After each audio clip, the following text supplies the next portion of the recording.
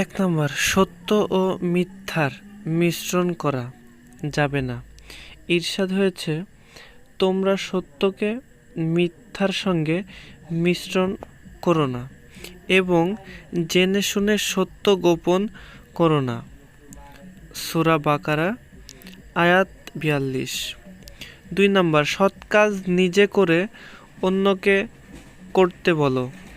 ইরশাদ হয়েছে, তোমরা কি মানুষকে সৎকর্মের নির্দেশ দাও আর নিজেদের বিস্মৃত হও। সূরা বাকারা আয়াত 44। বিবাদে লিপ্ত হও না। ইরশাদ হয়েছে, দুষ্কৃতকারী রূপে পৃথিবীতে নৈরাজ্য সৃষ্টি করো না। সূরা বাকারা আয়াত 60। কারো মসজিদে যাওয়ার পথে বাধা দিও না।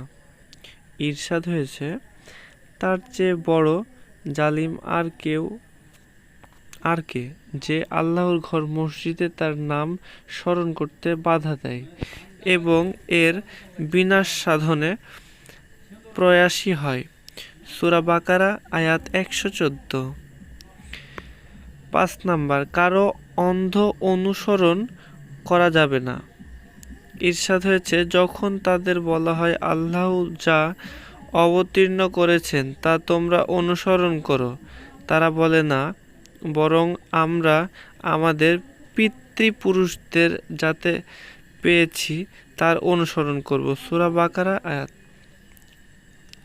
6 নম্বর, প্রতিশ্রুতি ভঙ্গ করো না। ইরশাদ হয়েছে, হে ঈমানদাররা, তোমরা অঙ্গীকার পূর্ণ করো।